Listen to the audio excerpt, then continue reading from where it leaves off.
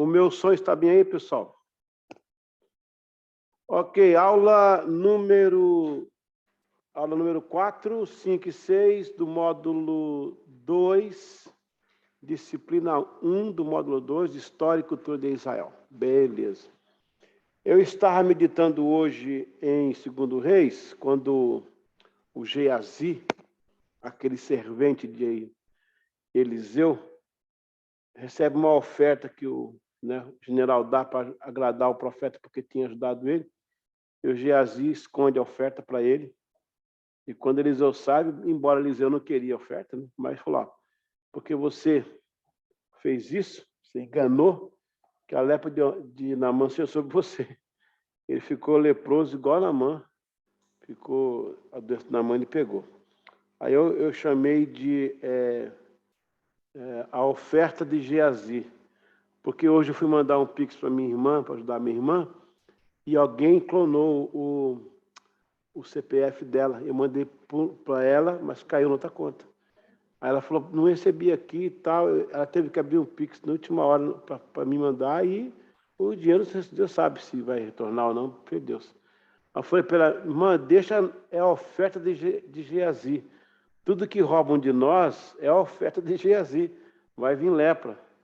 Vai acabar com tudo. Então é só não pegar no que é nosso, né?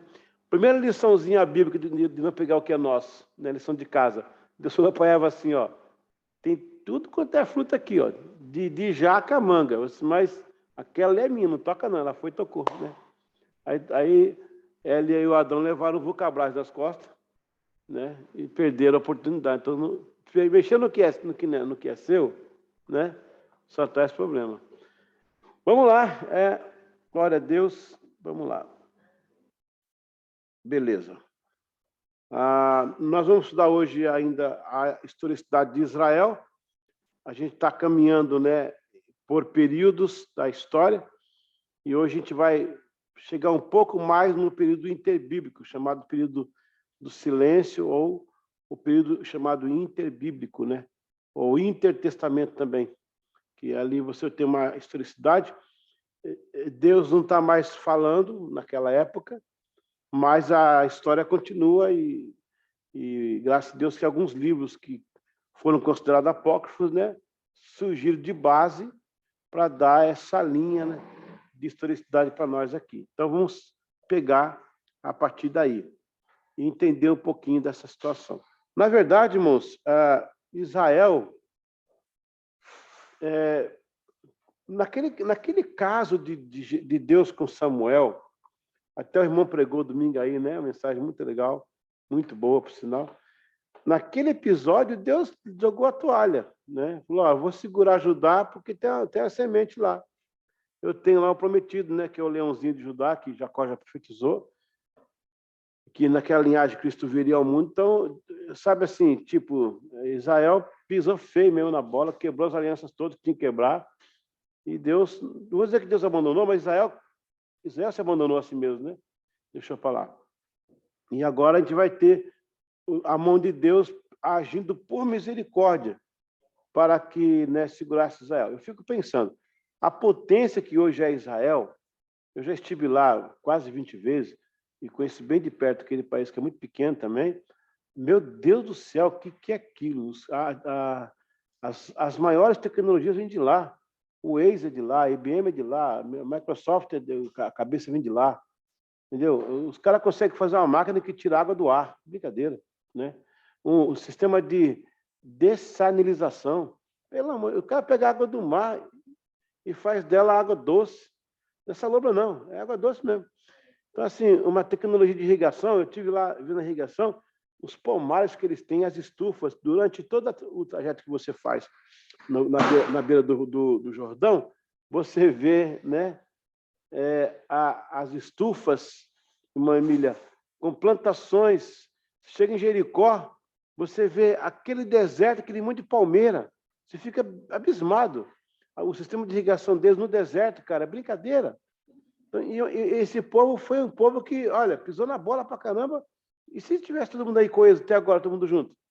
Uma potência do mundo. Hoje Israel, olha o tamanho dos Estados Unidos, né? Dá o dobro do Brasil lá, de habitantes, dá 100 milhões a mais, né? O Israel tem a maior defesa antiaérea do mundo. Não tem Inglaterra, não tem França, Alemanha, junta todo mundo, não dá Israel. A maior bateria antiaérea. E agora, por que ninguém mais mexeu com Israel? Nessa última tentativa aí do Iraque, quando os mísseis levantaram a catapulta para sair, o míssil Israel já estava em cima. Ninguém sabia até então que eles têm um radar que lê os radares. A estratégia que o pessoal faz é eles ler primeiro agora. Acabou. Não tem para ninguém mais. Sabe? Eu estava em Asdod, o dia do bombardeio, que 250... O pessoal de Gaza, os palestinos, que não é palestinos, eles mandaram 258 mísseis. Caiu 2 em Israel. E os 2 que caíram foram desviados porque eles estavam fazendo uma cratera. Eles querem ajudar a abrir a cratera para eles, porque estavam fazendo... Ó, não parece piada? Eu estava lá. Eu estava em Asdod. Eu tenho as fotos. Eu tenho o dia ainda. Eu vou mostrar para vocês na internet. Mandaram 258 mísseis para Israel. 258. Vai, imagina. E Israel rebateu todos. Deixou passar 2, porque eles viram que ia cair num lugar que eles estavam fazendo perfuração, que ia ajudar a perfurar. Vou falar de novo. Deixaram passar 2 mísseis que na leitura do radar eles iam cair no local onde Israel estava perfurando um local para fazer uma base lá de ponte. Vai ajudar para aproveitar, manda. Aí já ficou lá os dois que caíram foi para ajudar Israel. Dá para entender isso? Não. Israel, a internet é de graça. Todo local, ninguém paga. Eu perguntei por quê. O cara falou assim, porque elas não são burros igual o resto do mundo. Como assim? Porque o mundo que é burro cobra internet. A gente não cobra internet e gasta muito menos com segurança. Economiza bilhões com segurança. Por quê? Porque eles vendem tudo. Eles dão internet para você. Todo mundo é conectado neles. Não tem empresa paralela. O resto do mundo é burro, que tem as empresas que cobram e o Estado fica por último a saber. Ou intervenção judicial. Israel tem tudo na mão. Você se conectou, está ligado na rede do país. Acabou. Que isso? Inteligência. É brincadeira? Meu Deus do céu.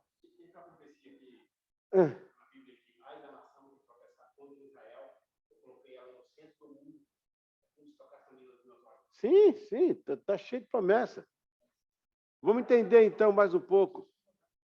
Vamos para a aula 4 aí. Aula 4 não, a lição 4. Aula 4 também, né? Olha, bom, a gente veio agora do domínio, vamos entrar no domínio persa, né? Nós chegamos do grego, desculpa, até atrás aí, ó, eram os persas, né? Isso, o meio do persas, antes os babilônicos, antes os assírios, antes as mini-guerras e antes o Egito.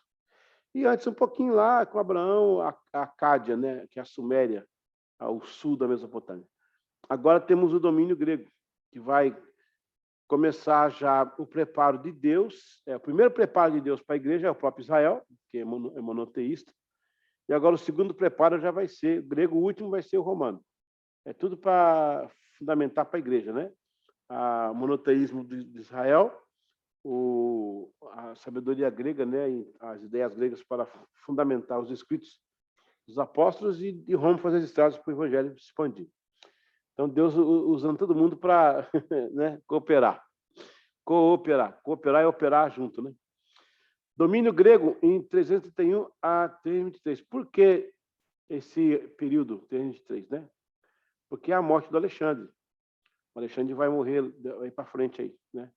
Ele vai ter uma segunda história febre amarela. Ele vai sofrer essa morte aí. Ele é um conquistador e ele, segundo a história, matou o pai, né? O Filipe, para poder reinar no lugar dele. Na Macedônia, que hoje não é mais Macedônia, é tudo ali a Grécia agora. Mas ele vai ser esse estadista aí enorme. É a única civilização que não massacrou Israel. Passou por Israel de lado.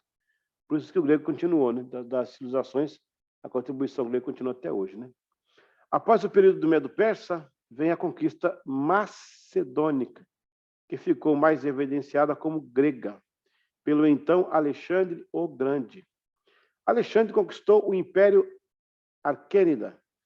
Este período foi também um propósito divino, pois agora, de volta a Israel, o povo judeu se organizou como nação. Então, veja bem, eles eram família, passaram a ser tribos, depois povo, nação.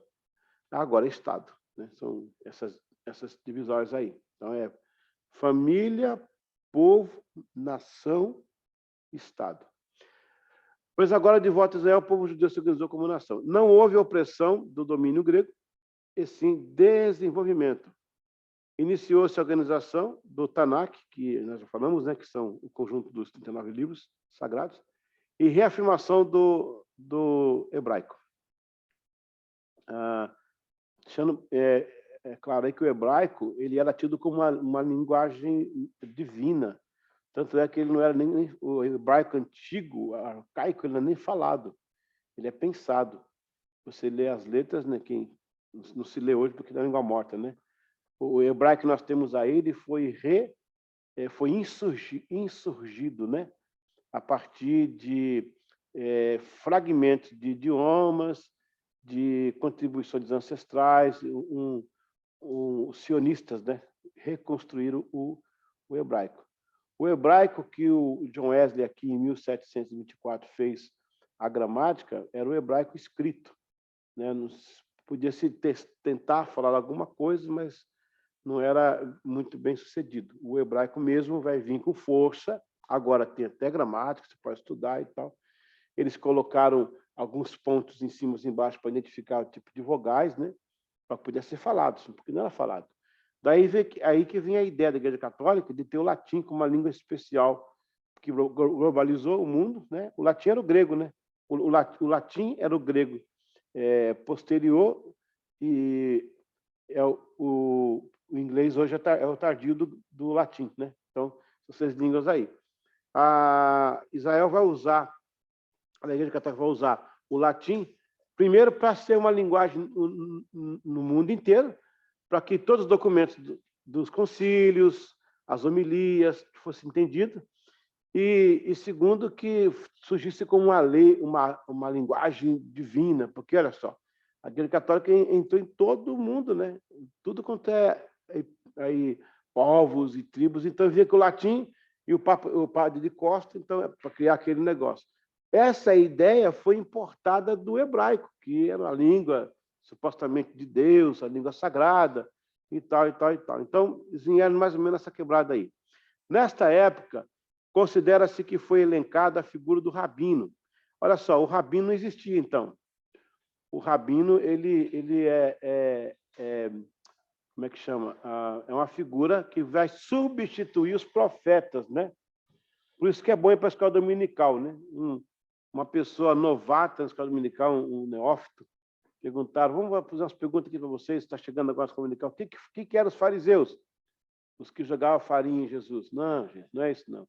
Os saduceus, que saduziam Jesus. Não. E os rabinos, aqui tinha um rabinho aqui atrás, aquele rabinho que tinha aqui, o rabino. Nada disso. Então, por isso que é bom estudar. O rabino, então, nasce nessa época aí, né? Ele vai substituir a figura do profeta. Na verdade, o rabino vai ser aquele cara que vai se dedicar aos ensinos sagrados, para passar para as famílias.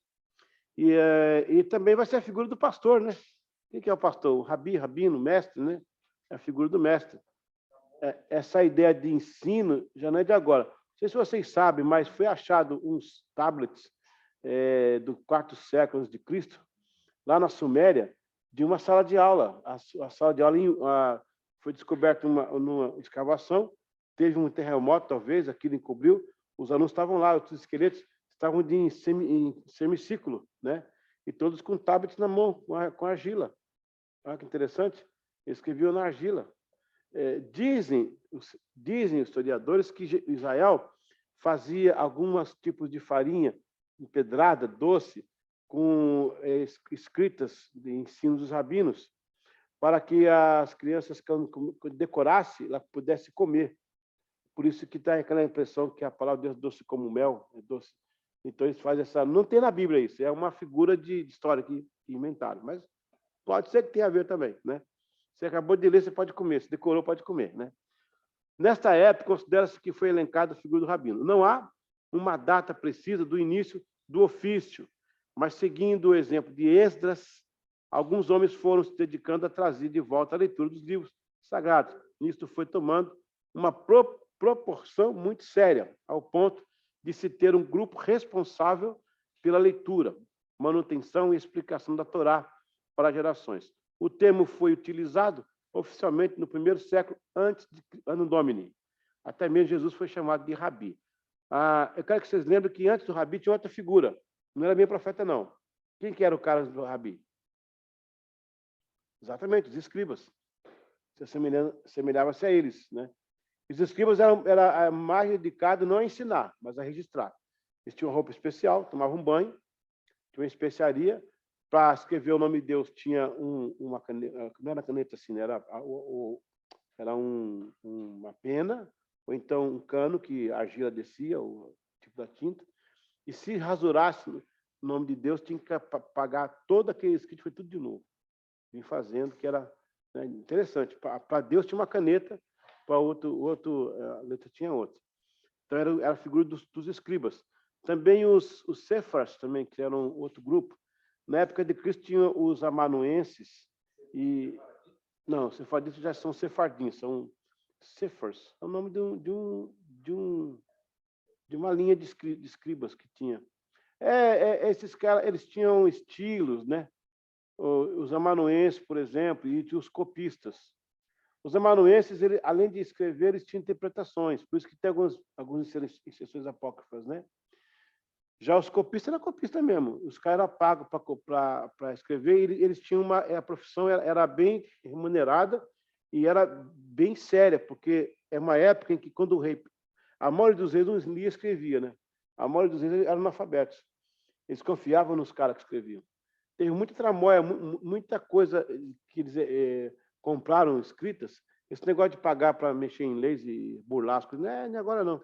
Os caras não pagam para fazer, ninguém sabia ler e escrever. No futuro estava escrito outra coisa, o cara assinava, né? E aí lascou. Então, esse pessoal sempre foi interessante, né? Esses caras aí.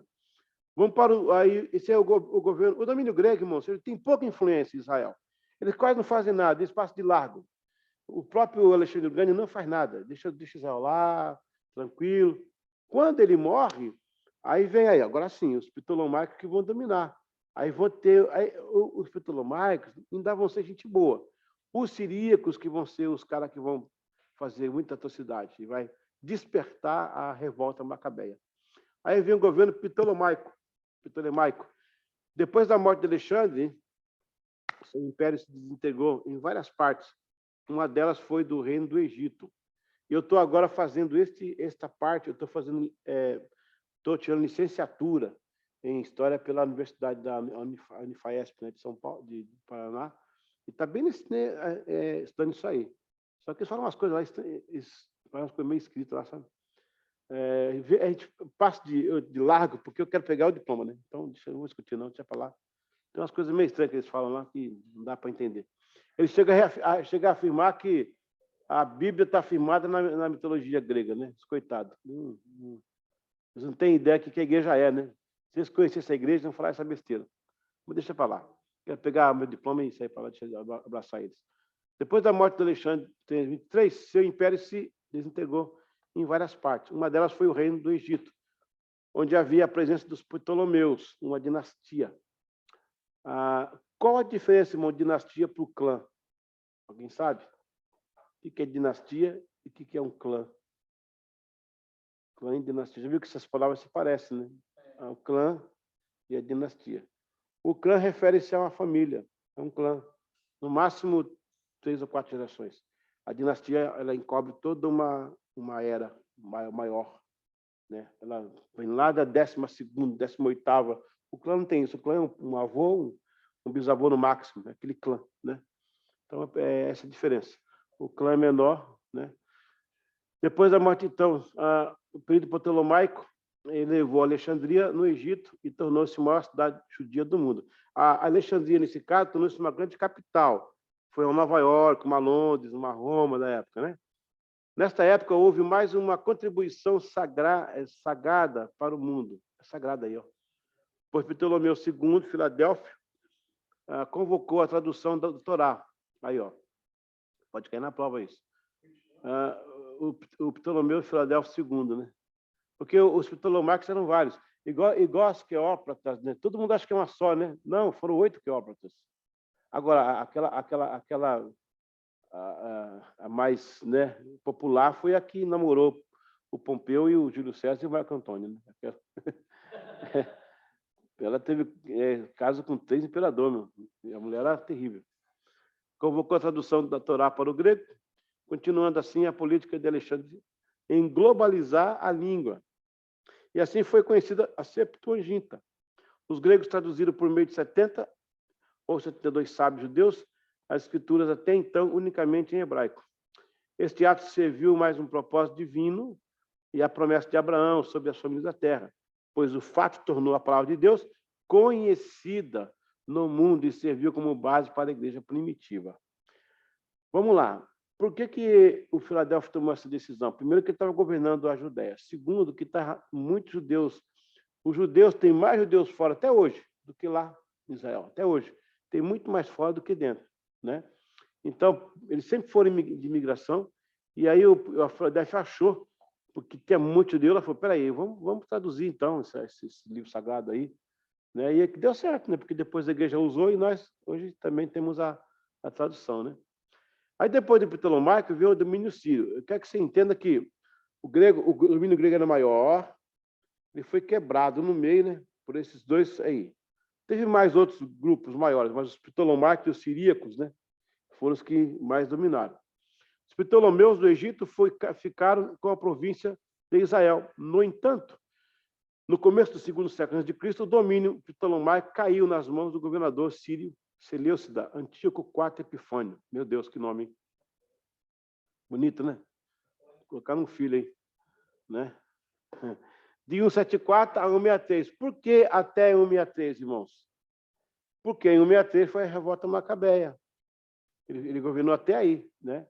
Essa data aqui é antes de Cristo. É, antes de Cristo. Antes de Cristo. É aquele período, nós estamos agora estudando o período interbíblico.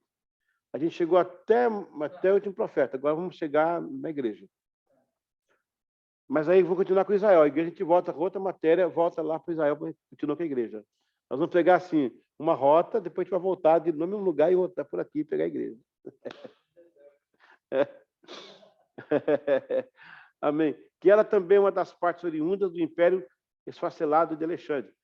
Ele disputava territórios com Ptolomeus. Estes tomaram um caminho de agressão e provocação aos judeus, pois que, ao contrário da acolhida ptolemaicos, os antíocos foram rudes.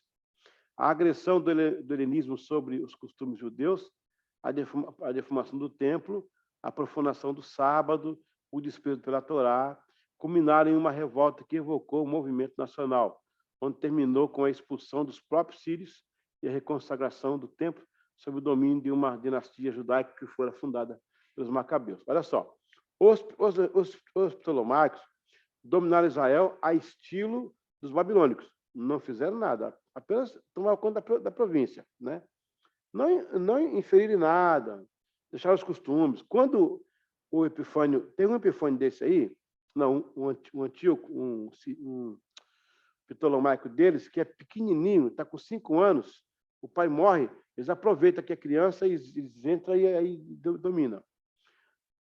Os antíocos, que eram da Síria, lá em cima, eles vêm, e aí eles que vão provocar isso. Olha o que eles fazem. Eles difamam o templo, tá? Eles profanam o sábado, por exemplo, fizeram lei para que você trabalhasse no sábado mesmo, para trabalhar, entendeu? Fizeram clubes helenistas, que eram os clubes gregos, aqueles banhos turcos, que chamam, né? Que era um antro de homossexuais. Fizeram isso para a juventude judaica, né? Ir para as festas, sabe? Eles começaram a desviar a nação. Isso foi incomodando os judeus, incomodando até que foi o dia que culminou aí na revolta por causa daquele incidente do porco, né? Que levaram o cara chegou a levar um porco para ser oferecido no templo. Aí demais, aí o Matatias mata o tio, mata o sobrinho, matou todo mundo. O Matatias saiu matando. Então, veja bem, não, desculpa não, pode perguntar. Em relação ao helenismo, É a cultura grega, que vem de Hela, que é uma cidade importante na Macedônia. De lá, o pessoal... É tipo Florença. Tipo Florença, que Florença nasceu a Renascença. De Florença que começa a ter as ideias de revalorizar a pintura. Aí isso se expande pela Europa. Aí você vai ter o começo renascentista, o período classicista que vai de 1400 até o século XIX, que é o romantismo. O caso aqui do helenismo é por causa dessa cidade, de Hela, né? Que é lá na Macedônia, que era a cidade do Alexandre. E lá que o pessoal começa a ter essas ideias de fazer uma linguagem só, e pá, mas a Macedônia falava o grego, tudo ali são povos bem parecidos. Tipo os Ucrânia ali, com os bolchevistas, com não sei o quê, tudo meio tudo meio Vladimir, tudo assim, Vlad, parecido. Então, eles pegaram ali aquela ideia e disseminaram no mundo inteiro, entendeu? Por isso que aconteceu isso aí. É o helenismo. Isso está envolvido o quê? O pensamento, a roupa, o costume, a arquitetura, a chamada famosa greco-romana, né? Que a arquitetura era grega, né? Romana, e a base egípcia, né? As bases eram egípcias, né? As colunas eram gregas. E a ideia a Roma entra mais com detalhes de finishing, né? Esses finishing, que depois os bizantinos copiaram com mosaicos e tal, esse negócio todo. Era só uma pergunta, né? Então, desculpa pela resposta grande. Mas é por causa disso, por causa dessa cidade aí. Ascensão Asmoneia. O termo Macabeu significa martelo, martelo que bate. Até hoje o pessoal acha assim, que esse nome é um apelido, né? Os caras são os martelos, né? Os macabeus aí. Mas, bom, se não é o nome, eram conhecidos. Ao assumir a província de Israel, fundaram a dinastia Asmoné, ou Asmoné. Por que Asmoné? Esse Asmoné era um homem antigo, que era um líder popular na época, né? Por exemplo, Saul não foi o primeiro rei assim de Israel. Ele foi oficializado por Samuel, mas teve Abimeleque antes, que foi aclamado como rei. Ele foi aclamado como rei. Então, esse cara aí era tipo um rei da época, mas não era oficial. Com a revolta Macabé, aí a família dele, né? No caso, são os filhos deles aí, os netos que dominaram. A dinastia dos Asmoneus foi fundada sob a liderança do Simão Macabeu, 2 décadas depois que seu irmão Judas Macabeu derrotar o exército seleucida durante a revolta macabeia, em 165 a.C. Foi um período de muita instabilidade e luta interna entre os judeus e depois contra os estrangeiros. Havia 2 grupos, um que se opunha à helenização, provocada pelos seleucidas, e outro que apoiava. O problema ficou incontrolável quando o pessoal que aceitava quebrou a ética e o decoro ao invadir o templo, profanar as coisas tidas como sagradas. Neste ponto já havia um descontentamento por parte da população. Então surgiu a revolta de Matatias e seus 5 filhos, o João, o Eleazar, o Simão, o Jonas e Judas Macabeu, que assumiram a revolta sangrenta. Judas libertou Jerusalém em 165 a.C. e restaurou o templo. Tem uma coisa que eu colocar para vocês aqui. Nessa revolta, acontece um incidente interessante. Vocês lembram que tinha o candelabro que iluminava o templo? O candelabro é aquela haste, né? Aquele pedestal com 7, né? Haste com 7 lâmpadas, né? Hoje, o menorá, ele é com 9. Né? Por que mudou? Se eram 7 e hoje se usa 9. E porque foram 9 dias de batalha que ninguém trocou o óleo lá no templo e ele ficou aceso. Tipo, Deus permaneceu. Eles dizem, né? E aí você vai ter o Chanukah, que significa as luzes. Isso aconteceu perto do Natal. O Natal até então não era falado. O Natal vai aparecer 300 anos depois. Até então não era falado do Natal. Quando no 4º século o Constantino ele oficializa o Natal, que é o solstístico, que era uma comemoração já dos pagãos, para poder aproximar os judeus do todo mundo, para ficar uma coisa mais politicamente correta. Então, ficou bem perto do Chanukah, e aí o pessoal fala que é o Natal judeu. O judeu não gosta de falar isso, ele detesta. Não era o Natal judeu. Aconteceu no final do ano. Tem uma coisa a ver, né? Não era a presença de Deus no fogo, Jesus é a presença de Deus. Mas se você afirmar isso, você vai dizer que Deus estava na história, na época de silêncio, você não pode falar. Se acendeu ou não, eles dizem que sim. É para nós duvidar, mas eu não quero duvidar, né? Vai que Deus fez um agrado, não sei, porque acabou. Meu, já acabou. Quando Cristo vem, acabou, já passou o tempo do templo. Já passou, não tem mais nada. Estavam forçando a barra numa coisa, já tinha acabado. Com a volta dos judeus para a Babilônia, o templo destruído, acabou. Né? Então, agora é só uma questão de tradição. Eu vou entrar ainda em cerimonial e lei civil, e vocês entenderem isso aí. Então, assim, se acendeu ou não, a história diz que acendeu, que ficou 9 dias aceso, as lâmpadas, daí colocaram mais 2 lâmpadas, porque tinha 7, mais 2 ficou 9. E agora é o Chanukah, né? O menorá é mais do templo. Então, por isso que tem essa festa do Chanukah dos judeus. Ok?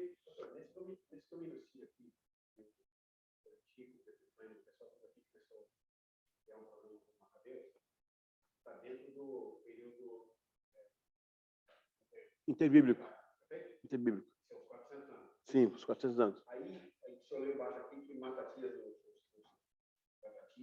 filhos, eles se revoltaram contra, certo? E, tipo assim, nós não vamos fazer o que vocês querem. Nós temos um Deus, nós vamos morrer, acabou. Mas vocês não vão fazer o que vocês querem com o tempo de Deus para a gente. Foi isso? Foi. Interessante é que Deus não fala nesse período, teoricamente, esses 400 anos, mas a oração que Macabeus faz, cara, como é que o cara pode fazer uma oração daquela que ele fez em tempo em que Deus não responde? É muito louco essa história. Mas também por causa da tradição, né, deles, é muito forte, né? Pai para filho. Eles tinham muita coisa de Deus, muita coisa. Mas você vê a estratégia, igual da Betinha, você vê a estratégia que, vamos dizer, que Deus deu para ele, com meia dúzia de pessoas, acabou com um exército gigantesco. Eles se instigaram uma revolta. Né? Eles estavam praticamente encurralados pelos sírios.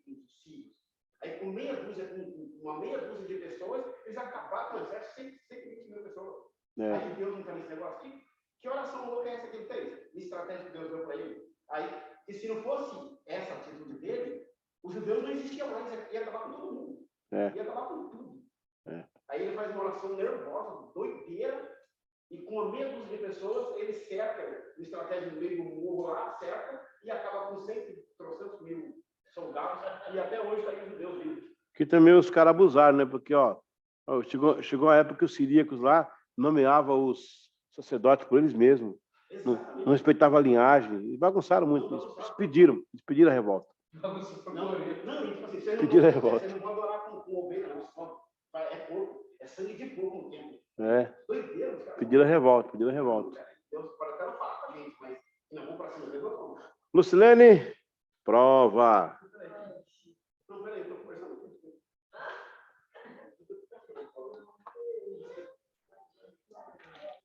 Vamos lá.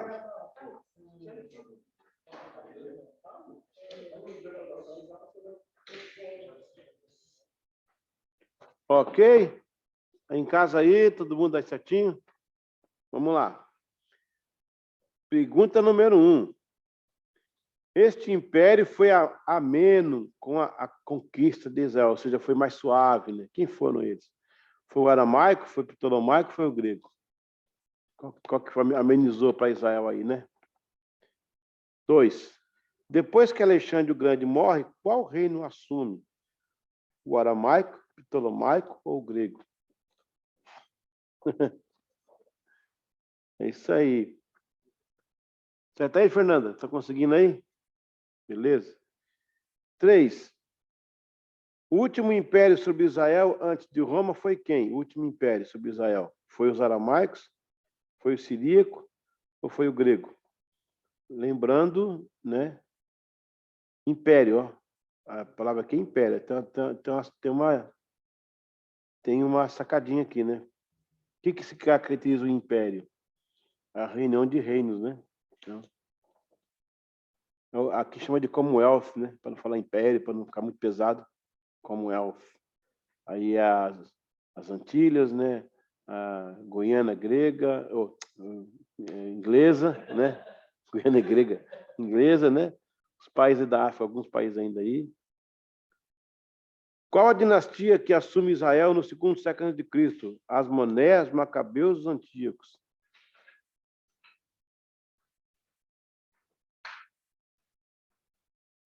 As Monés, Macabeus, os Antíocos.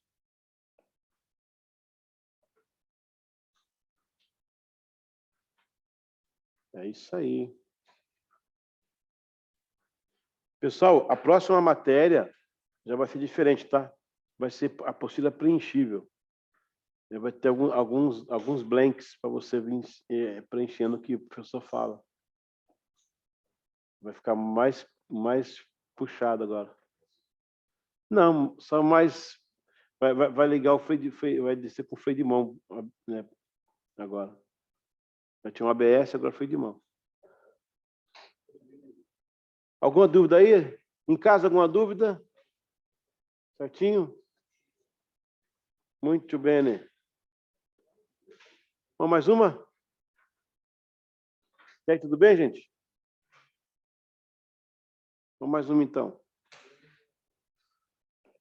Vamos para o domínio e a revolta. Vai tratar bem domínio agora.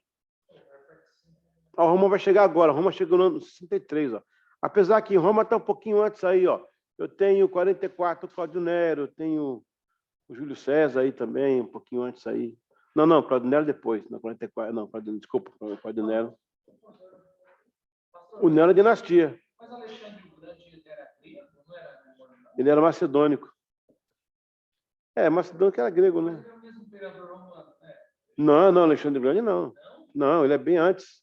Ele morre antes, morre 300 anos. Nossa, ele morre bem antes. Ele morre em 303, morre 200 anos antes do primeiro. Mas Roma já existia, né? Roma existia como povo, né? Porque a fundação de Roma data de 753 a.C., né? A formação de Roma é como aquela bota, né? Ali são vários povos que entraram para conquistar ali. Então, tem os etruscos, que são os mais falados, os italiotas mesmo, né? E alguns outros bárbaros. Só que eles começam a invadir e começam a importar a ideia grega do marco civil, né? No sentido civil de marco. A Grécia vai ser a primeira referência de governo após o período paleolítico. Você tem o Neo, desculpa, você tem o Paleo, o Meso e o Neo. E aí no Neo é quando a Grécia se impõe. Ela vem com as Ilíades de Homero, com a mitologia e depois o pensamento e o governo civil e também o direito grego. Quando ela estabelece assim, já como nação e tem ideia de economia, aí eles começam a trabalhar o primeiro triunvirato, que são generais, que não são como esses filmes que o pessoal coloca esse capacete, eram os caras que eram líderes de pequenos grupos, tribal mesmo, o cara pegava um pedaço de pau, vamos para cima. Depois, claro, eles se estilizaram, ficaram bonitos, ficaram legal e tal, porque pegaram também a ideia grega da roupa, né? É tudo. Até nas obras, né? Aquelas colunas coríntias lá. Eu estava vendo uns vídeos sobre Roma, sobre a história, é tudo grego lá. Isso, exatamente, porque isso vem bem antes. A Roma vai dar mais Roma é firula, Roma é finish, Roma dá, né? A Grécia fazia mais a base com aquela questão do triângulo, né? Que depois a maçonaria importou, aí vai ligando uma coisa com a outra aí. Mas acontece que quando a Roma está aqui em 63 aqui já é o segundo triunvirato. Já é o segundo triunvirato já, porque agora vai vir o Tibério. Então, já estou se organizando como... Aí vai começar o Império, né? Depois vira a República. Então, Israel está todo nesse período aí. E agora, inclusive, quando o Pompeu chega, né? Ele vai dominar, ele não mexe com Israel também. Roma não é de mexer também. Vocês lembram quem que era o Pôncio Pilatos, quem que era os tetácratas? Eram os caras que Roma colocava lá. E Roma fez igual o Babilônia. Província, mas colocava os deles lá. Colocava os deles.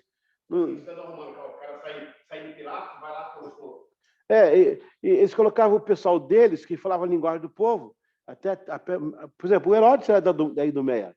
O Herodes falava hebraico, entendeu? Ele era o dinheiro, né, e o domínio, né, do exército. Tá? Quando ia para a guerra, pegava aqueles caras primeiro que os colonos, aquela fronteira de colonizadores, né? É interessante isso aí. A história é uma coisa assim fantástica. Vamos lá. O domínio romano, 63 a.C. a 324 depois de Cristo. Por que 324, pessoal? Se Roma caiu em 476, olha aí que furo. Exatamente, porque 324 já é o período bizantino. Por quê? Porque Bizâncio, o reino de Bizâncio, começou a crescer, que era o Império Romano do Oriente. Lembra? O Licínio, o Constantino, o Constâncio, estavam enfraquecidos aqui atrás. Os bárbaros estavam chegando em Roma. O Espartacus dá aquela ideia. O Espartacus foi um cara aí, da história, tem filme dele, né? Mas ele é real.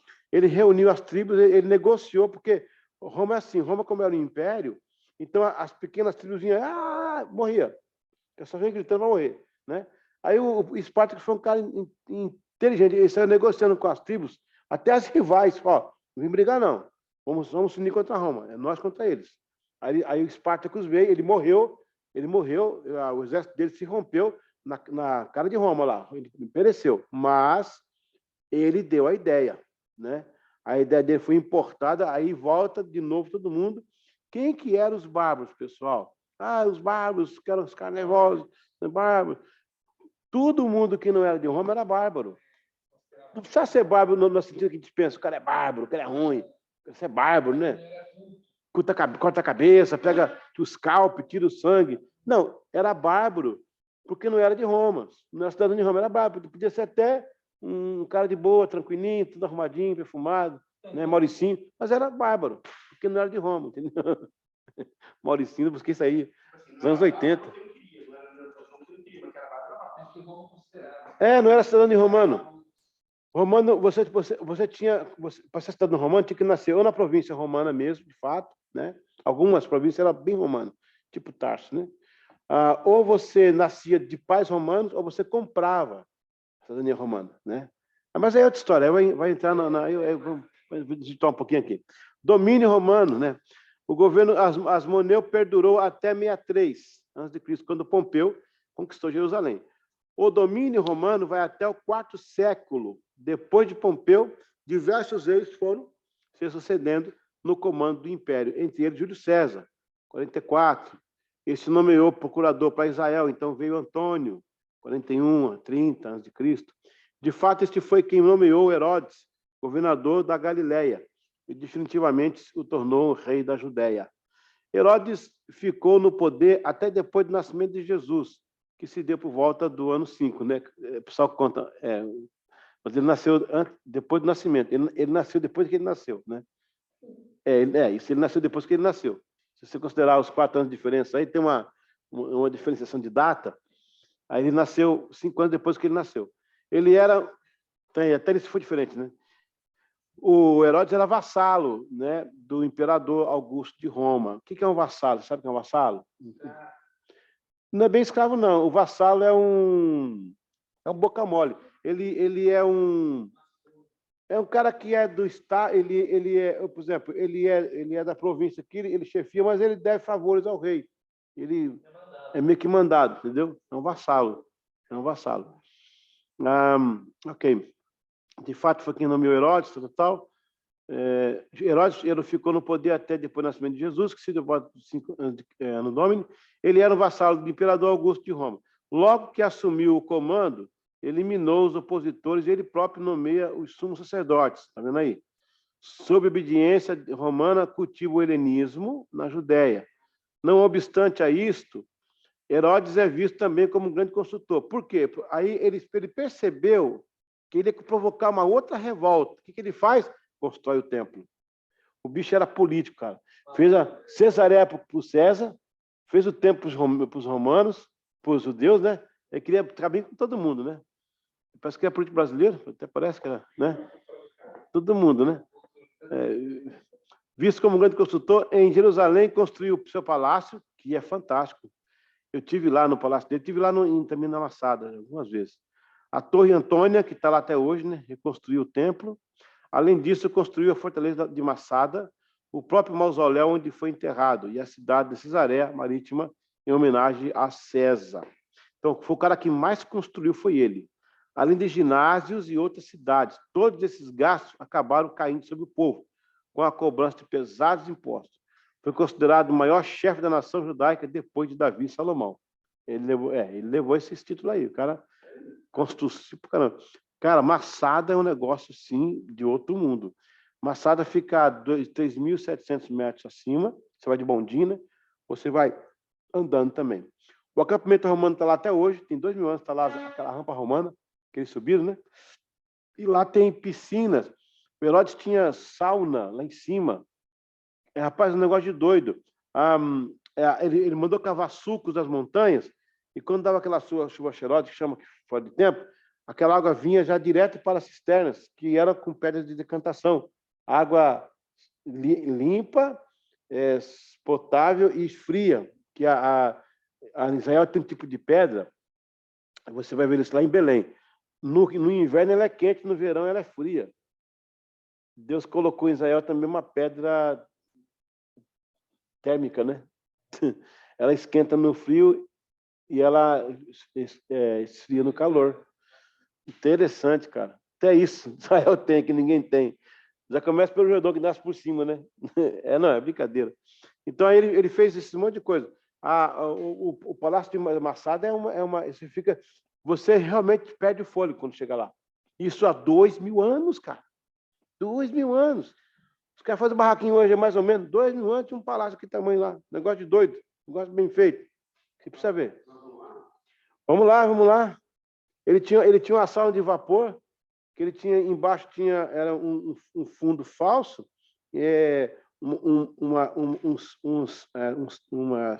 uns picos assim de uma pedra que ela esquenta. Então, quando a água vinha, ficava ali aquele calor que fazia, e jogava o vapor, e em cima saía o vapor, e a água que saía, que evaporava, ela escorria e voltava para a cisterna para ser reaproveitada. Não tem uma engenharia assim fantástica. Naquela época. Vamos lá, aí vem a segunda revolta judaica. Desculpa, a primeira revolta judaica. Muito importante isso aqui, gente. Muito importante saber isso aqui, ó. Primeira revolta judaica, né?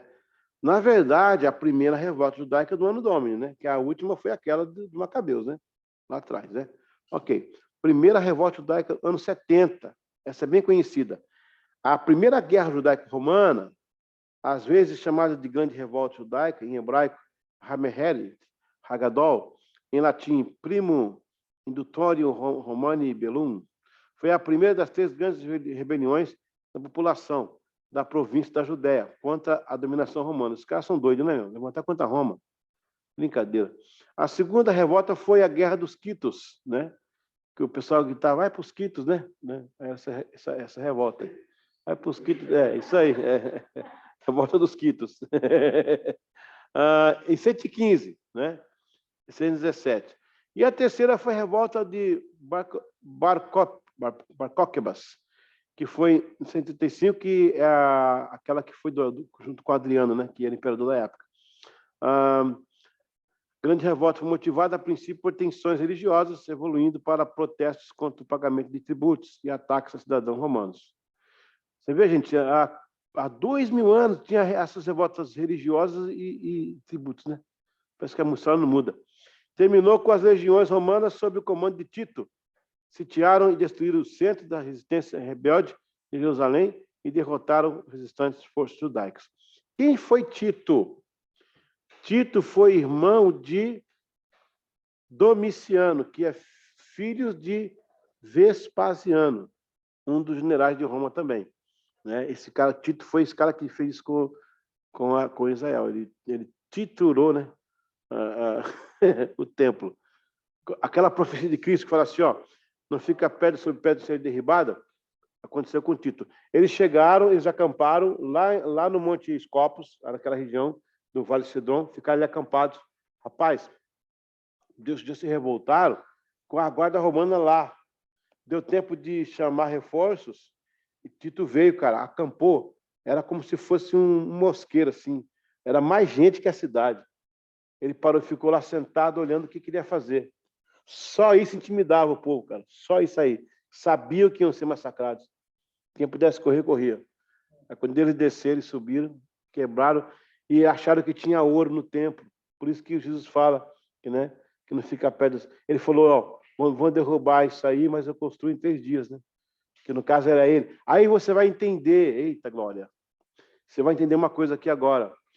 A glória da segunda casa será maior que a primeira. O pessoal fala do segundo templo, ou o terceiro templo. Olha, o templo de Salomão. O templo de Salomão. Quem quiser que chame de segundo, terceiro e de quarto, o segundo templo é Cristo. Salomão fez o templo da antiga aliança, Cristo nova aliança. Ele é o templo de Deus, ela é a glória da segunda casa. Diz a palavra lá em Apocalipse que eu serei o seu templo, né? Lá não haverá templo, que eu serei o templo, né? Onde a igreja habita em Jesus, ela estava incubada em Jesus. Entendeu? Israel incubado no templo, a igreja incubada em Jesus. Então, a glória da segunda casa, a segunda casa é Jesus. Ele é a segunda casa. A glória passou lá no primeiro templo, né? Porque a glória da primeira casa é maior que a primeira? Que a primeira casa, a glória veio quando nós não podíamos ministrar, lembra? A glória desceu, eles não podiam ministrar tanta glória. Só que foi a glória, uma glória de Deus esporádica, local, geográfica. Cristo é a glória do mundo. É a glória de todo o planeta. É maior do que a segunda casa. A segunda casa cabe mais do que a primeira casa. A segunda casa cabe o mundo. Aleluia. Glória a Deus, glória a Deus, glória a Deus, glória a Deus. Aleluia. E sabe que eu estou pensando quando Cristo torna-se essa casa, né? Quando ele cai sob o peso da cruz, lá em Jerusalém, tem um local mais ou menos aproximado lá quando ele cai, e é chamado Simão Cirineu para carregar a cruz. O Cirineu, ele vinha da África, né? Era Deus restabelecendo, né? Todos os povos ali em Cristo, né? Faltava a África ali. Ele estava na Ásia, tinha pessoas da Europa. E agora, quando o Cirineu vai pegar... O Cirineu é um viajante. Ele era um judeu, talvez era um judeu convicto, não no nascimento. Ele veio para adorar na Páscoa, né? E ele está ali, ele é grande. Então, quando ele aponta assim, ó, você, pega lá a cruz. E qual que é a visão que ele tem de Jesus? Ele chegou na cidade, está tudo vazio, o pessoal lá tumultuado. Ele chegou para o cara assim, escuta, o que está acontecendo aí? Esse ano tem um cara aí, um doido aí, que é filho de Deus, aí tá, né? Um cara maluco apareceu aí, diz que é filho de Deus. Aí o cara vamos lá. Tá com o filho dele, traz o cordeiro, vamos para lá. Ele está chegando lá naquela multidão, aí o cara fala, ele olha assim, chicotado, o Jesus caindo, o peso da cruz, está quase. Pega a cruz com ele aí. O que ele pensa, Emília? Vou pegar a cruz ali, mas ó, eu vou ter que me preparar psicologicamente. Esse cara está nervoso, vai xingar muito palavrão, vai me cuspir em mim, vai me empurrar, ele está fera ferida. Quando ele entra embaixo da cruz, ele vê o rosto mais sereno que ele já viu na vida. Ele olha debaixo da cruz. E Jesus fala assim para ele, pode me ajudar. Sempre há um lugar para mais um na minha cruz. A figura do Simão Cirineu era a figura da gente. Jesus compartilha a cruz dele conosco. Sempre há um lugar. Porque na cruz dele existe esperança, existe perdão. Ali é o ódio transformado em amor. É a dor transformada em redenção. É a morte transformada em vida. É a doença transformada em cura. Em vez de ouvir um cara chegando no palavrão, ele vê um rosto mais lindo e os olhos mais lindos que ele viu na vida do próprio Cristo. Que lindo. Olha, esse Simão Cirineu, gente, eu quero conhecer ele no céu. Ele vai levar uma grande coroa. Ele dividiu a cruz com o meu mestre. Né? Ele vai lembrar daquele dia. Estava lá naquele dia quando ele... Vão haver 2 lembranças na eternidade. Uma do Cirineu, quando vê Jesus, mas é o que estava na cruz, é o que eu ajudei. E a segunda lembrança vai ser dos soldados, quando Cristo aparecer em glória. que vão ver aquele a quem eles crucificaram. E aí o cara vai repetir. Eu falei naquele dia, verdadeiramente ele era o Filho de Deus. Aleluia. Quando vocês forem a Jerusalém, vocês vão ter o privilégio de andar naquelas ruas que ele andou carregando a cruz. Vocês vão sentir a perna tremer. Você vai dizer, meu mestre passou por aqui, por mim. Eu estava naquele dia aqui com ele no coração. Ele falou, bem-aventurado aqueles, os que viram, mas aqueles que não viram, né? Glória a Deus. Hã? Não tem ideia, não. Não tem ideia, não. A Rainha de Sabá, ela é misteriosa, né? É uma mulher misteriosa. Vamos terminar aqui. Terceira revolta judaica. Vai pegar a Adriana agora, né? Também chamada de revolta de Bar Coquebas. Já foi, não? Estava em Quitos.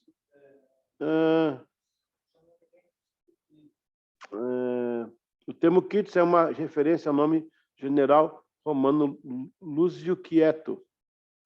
Após o fracasso da grande revolta da Judéia, o nome do general da Primeira Guerra Judaico-Romana, que resultará na destruição do Templo de Jerusalém, o governo romano transformou a contribuição anual que os judeus da diáspora enviavam para a manutenção do seu templo em um imposto, fiscos judaicos, destinado ao templo de Júpiter, olha só, Capitolino, no Monte Capitolino, na capital do Império. Ou seja, a revolta judaica provocou ainda mais a fúria romana.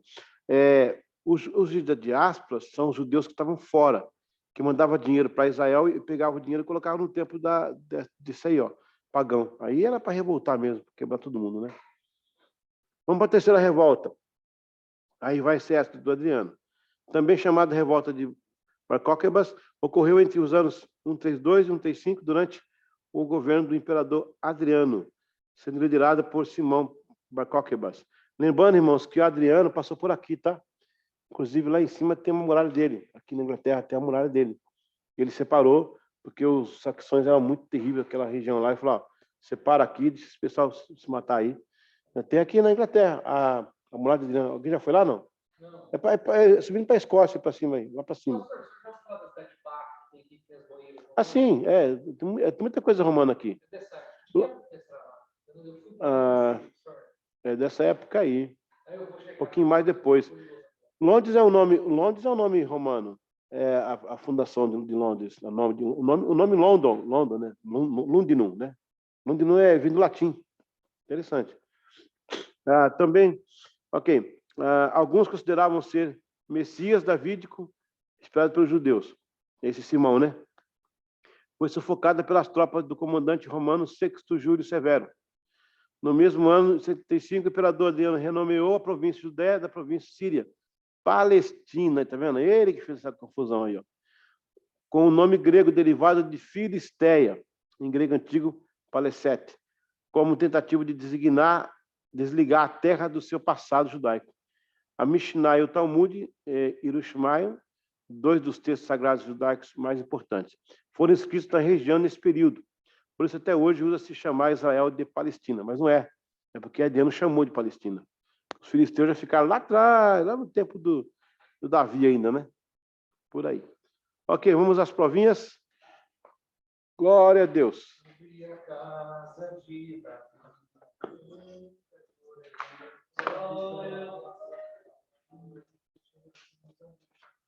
Obrigado, Senhor. Aleluia. Vamos lá, primeira. Tá. Só de casa certinho aí? Clodoaldo? Todo mundo aí? Ainda não, Fernanda? Recebeu, não? A Lu tá mandando agora. Manda você. Mandou? Ok. Escolha e preencha. A primeira revolta judaica aconteceu de A, 115, 117, B, 70, 73 ou C, 132, 135. Essa pergunta aí é inteligente, né? Só você fazer a... 2. O primeiro comandante romano a conquistar Israel foi quem? Foi o Júlio César? Foi o Pompeu? Ou foi o Tibério? Primeiro general a conquistar Israel.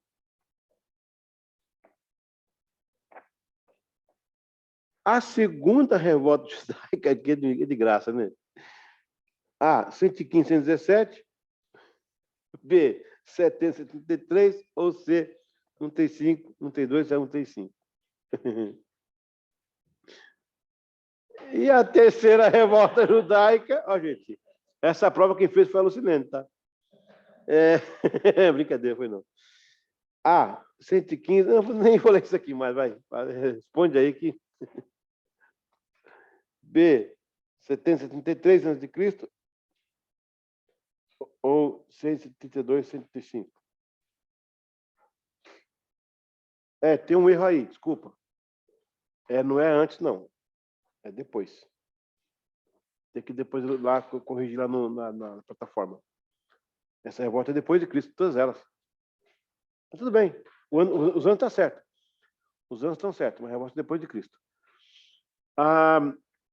Você sabe o seguinte, gente, em 135 Adriano, além de fazer isso com Israel, chamado de Palestina, ele chamou Jerusalém de Aélia Capitolina.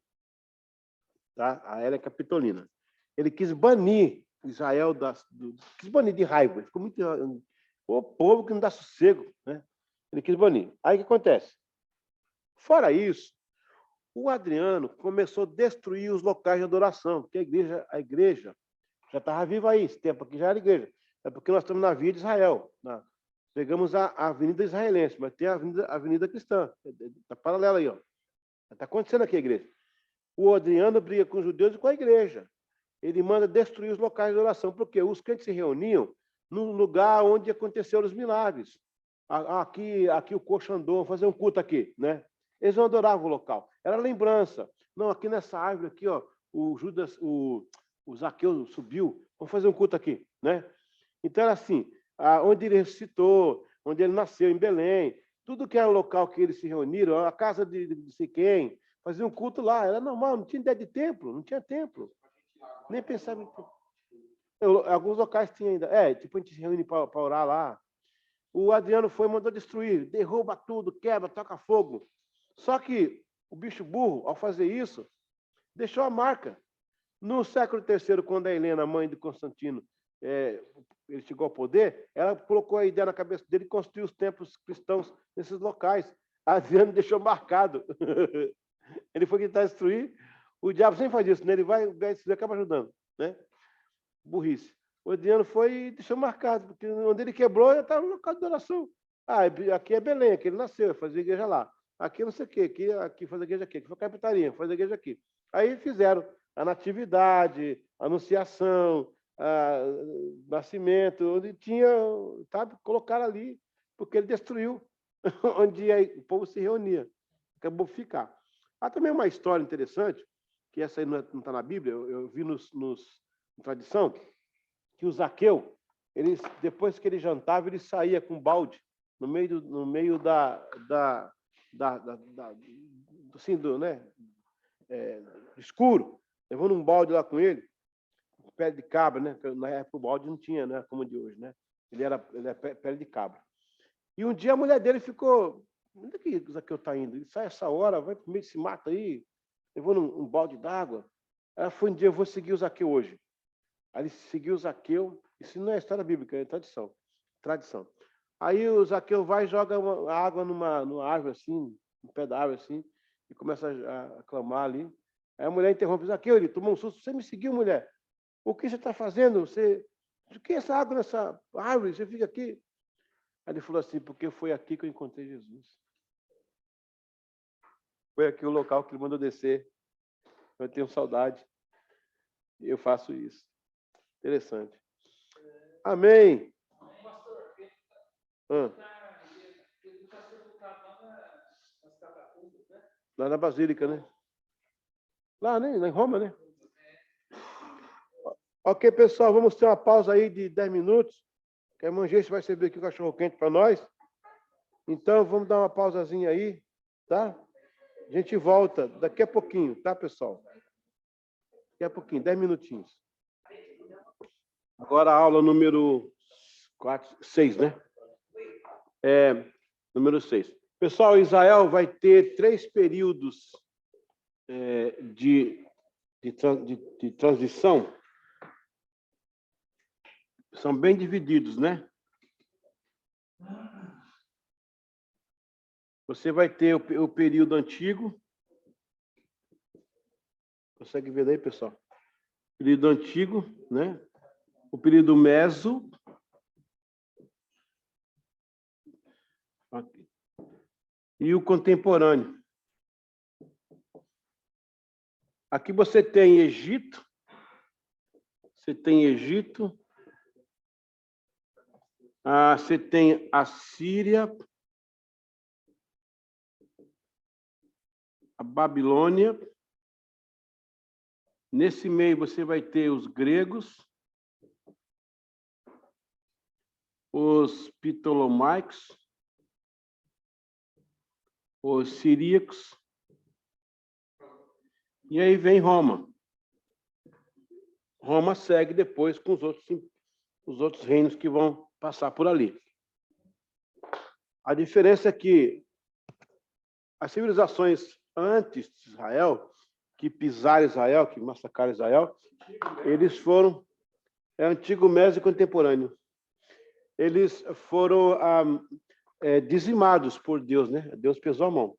Agora, depois de Roma aqui para frente, vão ter alguns impérios que vão passar. Os otomanos, os mamelucos, só que eles não subjugaram Israel. Era um domínio de província, igual Roma fazia, entendeu?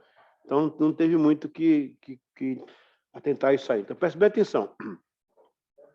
No período antigo, você começa lá com o Egito, tá? Do Egito você tem, entre o Egito e os assírios, você vai ter as pequenas guerras de reinos tribais, né? Aí você vai ter os assírios, babilônicos, medo-persas, pronto. Vai a segunda parte que vai ser os gregos, os ptolomaicos, os siríacos. Depois chega-se Roma, aí vem os persas, mamelucos, otomanos, tal. Então, são 3 fases de domínio. Para você resumir melhor, o domínio antigo, o domínio meso e o domínio contemporâneo, né? Embora que é um contemporâneo bem forçado, porque já é 2000 anos atrás. Né? Mas em relação ao antigo, está mais fácil, né? É menos mal. Voltando à apostila, vamos para a última aula, a parte 6, justamente aí, ó, período bizantino. Ó, essa parte que você vai ter agora, geralmente os seminários não dão, tá? Eu estou para ver aí, você sabe, né, Márcio? Eu estou para ver um seminário que tenha. Eles vão até o Roma e para. Tá? Então, eu fiz questão de ter uma mensagem completa de Israel sobre isso aí, porque isso vai dar uma ideia maior. Você fala assim, peraí, eu sou brasileiro, estou em Israel. É porque Israel está atrelado, gente, à fundação da igreja e às profecias catológicas, não tem como. Eu nem estudo Israel porque eu acho bonito, que eu acho legal. É por causa da formação bíblica mesmo. Né? Tudo vem de lá. O período bizantino, ele vai de 303 a 665. Olha só, ele vai pegar aí 100 anos antes da queda do Império Romano. Esses 100 anos antes aí, equivale àquela passagem que Roma está com as pernas bambas, né? Quando Roma começa a tremer aqui na parte do Oriente, do Ocidente, que seria a própria Roma, e começa a se estender lá para Constantinopla, que era Bizâncio, que hoje é Istambul, né? Então começa a estender para lá, porque o Império Ocidente está meio que bambeando. E aí você vai ter uma transição interessante. Você tem Roma Bélica, a Roma Bélica não religiosa, embora ela tenha religião, que era sincretizada, mas não era religião em si, era uma bélica. Aqui no Ocidente, aqui em Roma, né? Aqui em Istambul, que hoje é Istambul, seria na época Bizâncio, formava-se um outro grupo que estava muito forte, que começaram com guerra também, que eles vieram do mar, conquistaram lá em cima, só que eles foram evangelizados e tornaram-se cristãos. Então, aos poucos, quando o Ocidente foi perdendo, Aí se juntou aos bizantinos. O único problema é que o Império Bizantino, diga-se de passagem, Império Cristão, mas era Império de armas, né? A igreja cometeu esses pecados aí, a igreja católica, no caso, né? O bizantino é um império de armas. Logo em seguida, você vai ter, ali uns 500 anos, você vai ter o Império Sacrosanto, que foi o Carlos Magno, que aí reuniu o Império Sacrosanto. A igreja agora era suprema no mundo, era a voz de Deus, ela coroava e descoroava reis, né? Interessante. Depois você vai ter um outro período que ela vai começar o Santo Ofício. Santo Ofício, isso. O Santo Ofício e as cruzadas são ali, ó. Também. Santo Ofício começa em Albigense, lá aqui no norte da África, e eles vão inquirir um grupo que estava dizendo que tinha muita coisa que o Papa falava que não estava legal. Aí foram inquirir. E nessa inquisição, eles forçavam os caras a responder as coisas. Aquilo virou um modelo. O Papa Inocêncio, que não tem nada de inocente, né? Então, ele promulgou o Santo Ofício, que o Brasil foi palco disso aí. O Brasil teve morte na Inquisição. O Brasil teve. O próprio aquele padre que agora é santo, né, no Brasil, Anchieta, né? Ele matou ali o Vila Gaion, ali os huguenotes, né? Aí, em 1555, na Baía de Guanabara, ele pendurou lá, forcou, esquartejou, o cara terrível. Sabe onde é o aeroporto Galeão? Ali que ficava a igreja, a primeira igreja brasileira. Ali, aquele aeroporto ali. Ali no Galeão ficava os huguenotes. O Calvino foi o primeiro que mandou missionários para o Brasil. Ele financiou um navio com 14 missionários. Calvino. Pois, mas aí essa matéria vai ser depois, lá na frente. Mas aí o que acontece? O Império Romano vira bizantino, que vira católico, e vai cometendo atrocidade. Aí eles vêm no Santo Ofício, vai matar 25 milhões. Se Deus perdoar a Igreja Católica, vai ter que dar um bom dia para Hitler, né? 25 milhões. O Hitler foi aprendiz deles, né? Que eles mataram. Por favor, a hora que vocês puderem, faça isso. 3 horas de voo só. Pega um voo daqui para Praga, desce no aeroporto, pega um táxi rapidinho, vai na ponte do Rei Charles lá e procura o Museu da Inquisição. Você não vai ter estômago para chegar no quarto andar. Eu chorei 2 dias sem parar. Olha, o que você pensar de máquina que o diabo criou para matar os cristãos, que era os hereges, né, que era contra o que eles faziam de errado. Então, aí, logo em seguida, você vai ter a ascensão dos cruzados, que vão matar em nome de Deus, vão conquistar em nome do Pai, do Filho e do Espírito Santo, né? Vão passar a espada na cabeça das pessoas em nome do Pai, do Filho e do Espírito Santo. Ou você é crente ou você morre. Pastor, historicamente, a igreja que hoje na Constantinopla, a igreja bizantina, ela que foi evangelizada, igual você falou, pelo pessoal dos mares. A igreja católica, a igreja se tornou do Império em 300 depois de Cristo. E essa igreja de Bizâncio começou antes? Não, em 1054 teve uma cisão. Em 1054 a Constantinopla saiu, virou os patriarcas, agora que é a igreja ortodoxa. Ah, tá. Em 1054. 1054 foi. Então eles eram a mesma. Era mesmo. Mas já divergiam, já tinham já divertiam. Vamos lá. Com a queda do Império Romano político do IV século, emergiu o Império Cristão Bizantino. Foi o período pós-Constantino, declarar o Império Romano Cristão. Que você vai ter ali o Conselho de Nicéia, né? O cristianismo se aflorou em Bizâncio, conquistou o mundo. Em 324, depois de muitos anos de desordem do Império Romano, o imperador Constantino assumiu o poder como único governante do Império Bizantino. Ele declarou a religião cristã e a religião oficial do Império, e a Palestina tornou-se uma remota província da Terra Santa. Em 628, os bizantinos firmaram sua presença na região. Naquela época, o imperador Heráclius seguiu o caminho para a Pérsia através do Mar Negro, chegou a um confortável acordo militar com que recuperou o controle de Jerusalém. Está vendo aí, ó, a história de Jerusalém. Vê que agora Israel vai ter uma história paralela com a da igreja, está vendo?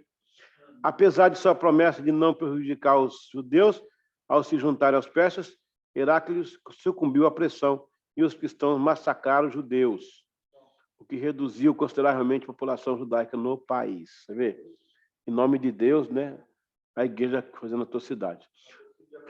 Aí você vai ter a queda do bizantino, em 635, porque vai ter a ascensão do Império Árabe, aí de 65 a 1099. O rei da Pérsia invadiu a Palestina, conquistou Jerusalém. Quem que é a Pérsia, gente? É o Iraque. Os persas começaram a penetrar nas áreas do Império Bizantino. Isso é tentativa de conquistar a Terra Santa de Israel. Ganhou a simpatia dos judeus, que queriam livrar-se do governo cristão bizantino. O rei persa, Khosrow II, conquistou também a Síria e o restante da terra de Israel. Mas depois de um ano, os persas abandonaram a terra de Israel e se concentraram na construção do fortalecimento das suas terras. Durante esse obscuro período da história, os judeus foram banidos. O local do templo se tornou uma lixeira. E Jerusalém, aos poucos, foi sendo remodelada como uma cidade romana, cheia de igrejas e nenhuma sinagoga. A conquista do país pelos árabes ocorreu 4 anos após a morte do profeta Maomé e durou mais de 4 séculos, sob o governo do califas, estabelecendo primeiramente em Damasco, depois em Bagdá e no Egito o Domo da Rocha. Foi construído pelo califa Abdel Malik em 681. Na verdade, a construção foi até 691. Ali, onde você vê o Domo da Rocha, o Domo Dourado, ali que tem aquele dourado, ali chama-se Domo da Rocha. Os califas eles tomaram conta daquela região, nesse período aí, porque agora vai entrar os cruzados. E aí os judeus chegavam até a adorar ali, sem o templo. Mas fizeram tanta confusão com os árabes que foram expulsos de lá. Eles pediram, né? Pediram. Teve um tempo que Jerusalém ficou abandonada, que passava aqueles fenos andando assim na rua, tipo sabe, os fenos. Um tempo desse aí. E o Maomé, ele vai estar nessa data aí, ó, né? Ele vai ter aquela visão doida dele lá. Ele tomou um Rivotril, aí teve um sonho lá e pronto, aí virou esse negócio aí. O Domo da Rocha, ele é construído pelos cristãos, porque o califa que mandou construir, ele não sabia, os árabes não sabem de construção na época, né? Eles eram de guerra. Então chamaram os sírios, que eram exímios em construção. Só que os sírios eram cristãos. E a igreja do Domo da Rocha, a mesquita, ela é uma igreja bizantina, porque ela é octogonal. Porque todo o prédio bizantino era octogonal, por causa das 8 bem-aventuranças. E o Domo da Rocha, que é aquela cúpula, que é de ouro mesmo, ele tem uma cruz grega no fundo, né? E significa a graça de Deus sobre a terra. É totalmente cristão. Quando você vê um cara usando aquele negocinho, não que para o outro, de árabe, fala que é árabe, não, é cristão mesmo. É que eles não... Eles sabem, mas fazer o quê? Agora tem que engolir, né? Lá atrás os caras não sabiam. O cara nem pensou que era um cristão, os árabes adoram uma mesquita que é cristã, num templo cristão. Daí tem que chupar essa manga, né? Porque é cristão. A única mesquita maior que aquela é de Meca, mas não é cristã, né? Mas tem lá a cúpula tem, né? Então, ali na frente tem... Hã? Não, tem dias que eles abrem, mas você pode ter um certo local. Você vê a rocha lá que Isaac ficou, dizem que foi ali, né? As mulheres têm que cobrir um pano, tal, para entrar. Tem os dias assim. Como? O Isaac era para ser sacrificado. Mas o pior é que quando você chega perto da pedra da rocha, você tem que falar uma frase a lá e tem que falar algumas frases assim, não é legal. Para cristão não é legal. Mas eu estive lá agora há pouco tempo, lá, cheguei a entrar e tudo. É um dia que eu estava... O Ramadã não pode entrar e outros dias de jejum lá. Agora teve uma bagaceira, né? Teve uma briguinha lá entre eles, né? Teve uns tirinhos lá. Um negócio meio... Vocês entenderam lá, né? É o Moriá. Ali é o Moriá. Exatamente o Moriá. A mesquita de Al-Aqsa, que chama, Al-Aqsa, é a mesquita longe, né? É lá na frente, que é uma construção dos cruzados também. Eles construíram também essa mesquita um pouquinho na frente, a de Al-Aqsa, aquela do Domo da Rocha. Al-Aqsa, né? Então, esse é o período árabe, né? Ó, preste bem atenção. Acaba o bizantino, certo? Começa o período árabe, que é o período persa. Não é ainda os árabes lá, o Saladino, que é o famoso, né? Vai até 1099. Mais ou menos 30 anos depois do Normando conquistar aqui a Inglaterra, que veio da Normanda, que era o norte da França. Período dos cruzados, aí sim, agora o pau quebra. Eles ficam lá de 1099 a 1137, né? Está aí uns 300 anos, mais ou menos. Com o enfraquecimento da ocupação árabe na região, o crescente interesse geopolítico, preste bem essa palavra aí, geopolítico, da Europa e na Ásia, e a promoção das cruzadas, depois de um apelo do Papa Urbano II. Por isso que urbanizou, né? O movimento dos templários veio da Europa para capturar a Terra Santa. Em julho de 99, após um cerco de 5 semanas, os cavaleiros da Primeira Cruzada e seu exército plebeus capturaram Jerusalém, massacrando a maioria dos seus habitantes não cristãos, entrincheirados em suas sinagogas. Os judeus defenderam seu quarteirão, mas foram queimados vivos e vendidos como escravos. Eu estive em Acre, eu tenho até um documentário que está na internet sobre os templários e os hospitalários, né? Eles nasceram ali em Acre, eles se organizaram em Acre. Templários porque eles eram daquele comando, né? Dos templários mesmo, né? Que é uma fundação do século XII. Eles usam a cruz de Malta. Vocês tinham uma cruz dessa no antigo templo aqui, uma cruz de Malta, bem no cantinho assim. Vi o pessoal cantando, louvando, falei, gente, não tem noção, né? Ali uma cruz de Malta bem do lado ali, todo mundo cantando, lavando a mão, cantando assim. É a história bem do lado ali. Eu fiquei doido quando acabou o culto, fui lá filmar a cruz de Malta. A cruz de Malta é a cruz do Vasco, do Vasco da Gama? É. Na ponta ela é grossa, na ponta tem dois locais, né? A ponta grossa assim, então somando você vai ter 8, que simboliza as 8 bem-aventuranças e os 8 pactos que os templários faziam, né? Eles colocavam a espada na mesa e falavam 8 coisas, era ser honesto, ser fiel, ter fé. É bem cristão o negócio. E essa cruz de Malta, ela aparece em Malta, lá por 1000 e pouco, e o pessoal adquiriu essa ideia do Malta, ninguém tem, porque alguém lá em Malta criou essa cruz, teve essa ideia, e eles uniram. Por isso que os templários, eles copiaram também os bizantinos na questão octogonal. A casa de Pedro, lá em Cafarnaum, ela é octogonal também, que os bizantinos construíram no local. Então, a importância dos bizantinos também para a história é que eles demarcaram locais cristãos. Toda a construção bizantina ela é cristã, então demarca um povo que estava ali, que era cristão. Eles são conhecidos pelo octogonal e pelos mosaicos, aqueles peixinhos com pequenos, tipo azulejinho, já viu? Aquilo tudo é bizantino, é a cultura bizantina. O pessoal não sabe, mas né? É a marca deles lá. Eles deixavam esses desenhos para dizer que eram eles. Assim como aqui tem a Cruz de Malta, essa aí, ó, a Cruz de Malta. Pode ver que cada ponta tem 2 pontas, ó. Ela é bem grossa nas pontas, né? Simboliza as 8 bem-aventuranças. E os 8 pactos. Em Malta, né? Na própria, Muito bem. Aí nós temos, então, o período árabe, né? O período bizantino, depois vem o árabe, aí vem as cruzadas, com os cruzados. As cruzadas foram 13, e uma de criança. A maioria foi perdida, a maioria. Algumas que eles ganharam. Teve um rei, acho que foi o Barba Ruiva, que morreu afogado, ele caiu da armadura. Não é Barba Ruiva, não, é... Hã? Não, tem um cara...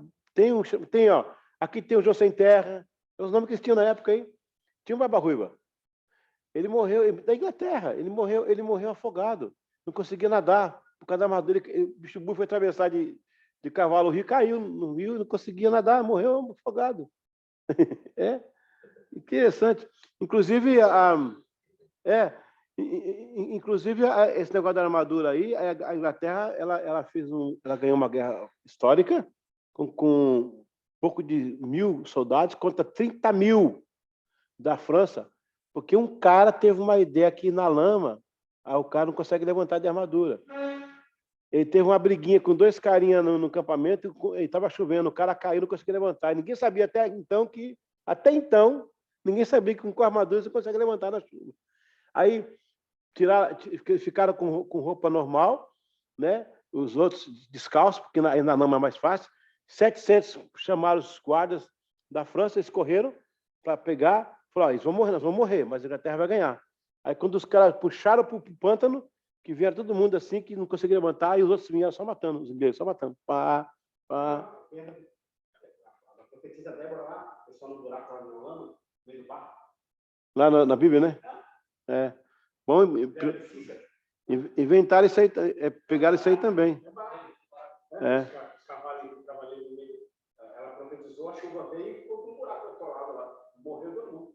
E você sabe que esse sinal que o pessoal xinga e mostra o dedo do meio, assim, é porque os arqueiros franceses, alguns deles, eles escondiam esse dedo para fazer melhor o arco e flecha. E os ingleses achavam que eles tinham o dedo cortado.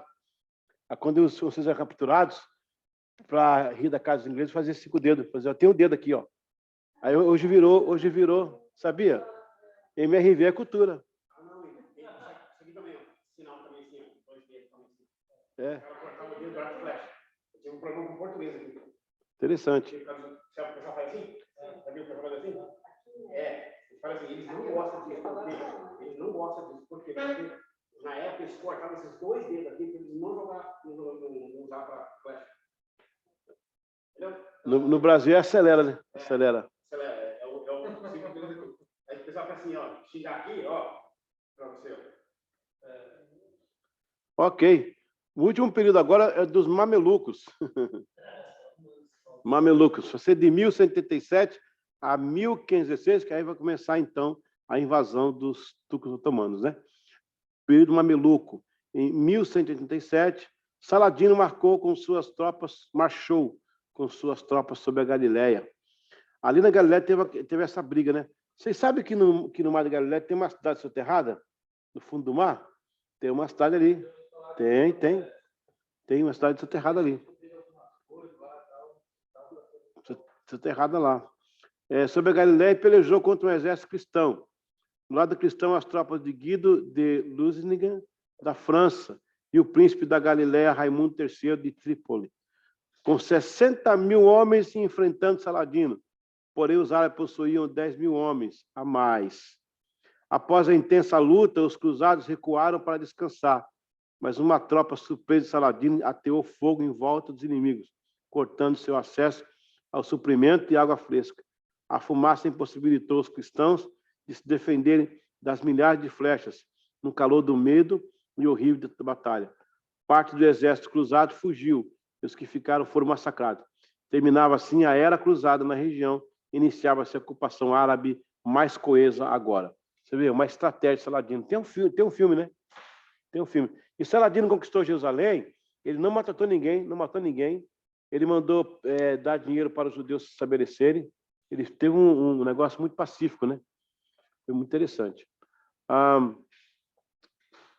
Você vai ter agora um período aí, que vai ser o período otomano, que já vai ser mais, vamos chegar mais aqui na nossa era, né? Esse Saladino, ele encerra aí um período que é chamado período inóspito, né? O período inóspito, ele começa com a invasão árabe em 65 até 1516, com a chegada dos turcos otomanos. Então, esse período de 65 a 1516 é quase 1.000 anos, né? 900 e poucos anos, não é isso? De 65 a 1516, está quanto? Uns 900 anos, mais ou menos? É um período que Israel fica inóspito. Coloca 1516 menos 635. Vai dar 831 anos. Esses 831 anos, Israel fica inóspito. Agora, preste bem atenção. 800 dividido por 2. 400. Eu tenho 400 lá no Egito, eu tenho 400 no Juízes, eu tenho 400 no Macabeus, eu tenho 2 períodos de 400 até chegar a 1516, mais 400 no ano 2000. Está vendo que legal?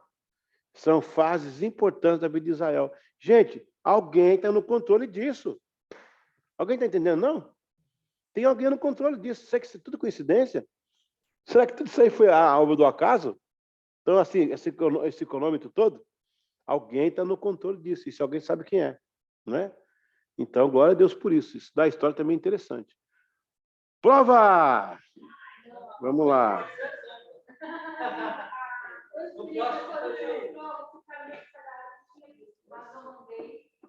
Eu mandei no grupo também, tá?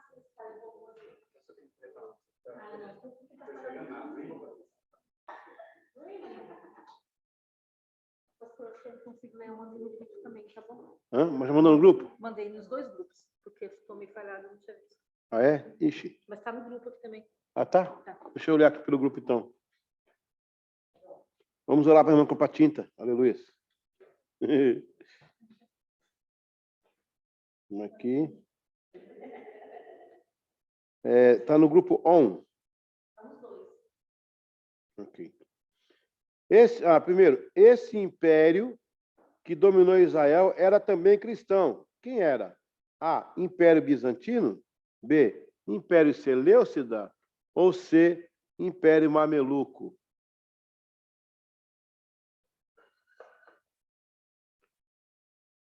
Número 2. O que aconteceu no ano 681, que foi um desespero para os judeus? A construção do Domo da Rocha no local do templo.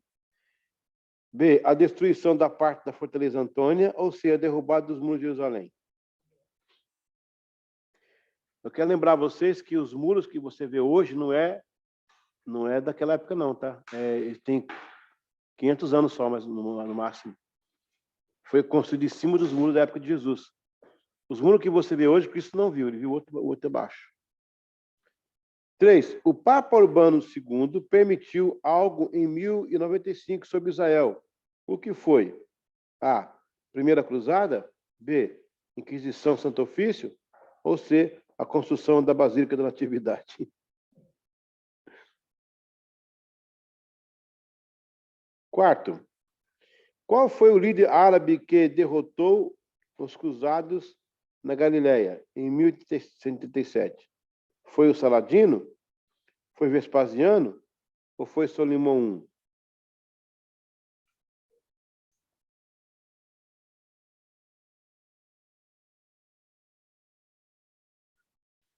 Alguém tem alguma pergunta? Alguém de casa tem alguma pergunta aí?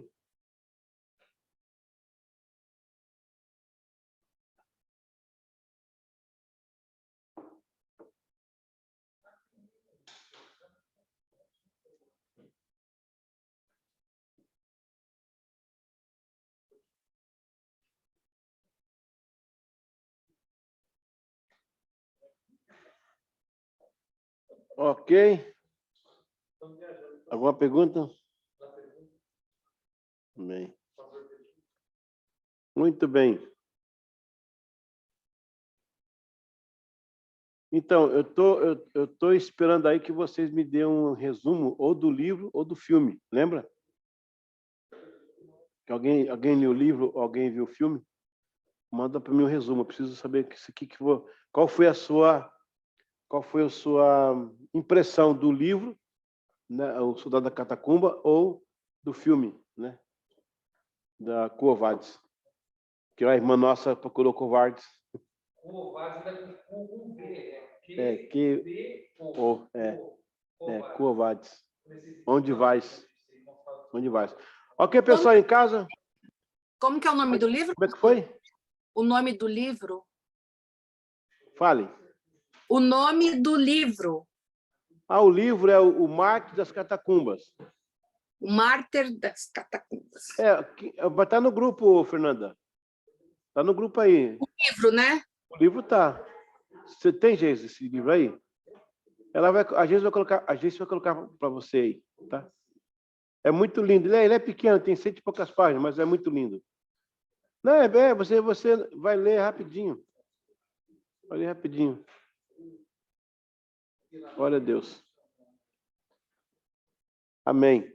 Bom, pessoal, vamos terminar e abençoar vocês. E os que não puderam vir hoje, cada um teve uma situação. Das situações, a mais difícil é do irmão André. Vamos lá para Deus continuar abençoando, que ele consiga, né? E vencer direitinho lá. E de Andover. Então, vamos orar por ele também e abençoar aqueles que não puderam vir. O pastor estava cansado também da luta lá do enterro, né? Cada um teve uma dificuldade hoje. Graças a Deus. Vamos pedir a Deus, então, vamos agradecer. Bom, pessoal, fizemos hoje a aula 4, 6 e 7. 4, 5, 6. Semana que vem, 7, 8, 9. Depois, 9, 10, 11, 10, 11 e 12. Vamos terminar essa matéria e partir para a cultura helenista. Maravilha? Amém? Vamos pedir para o Márcio orar para nós e agradecer. Glória a Deus.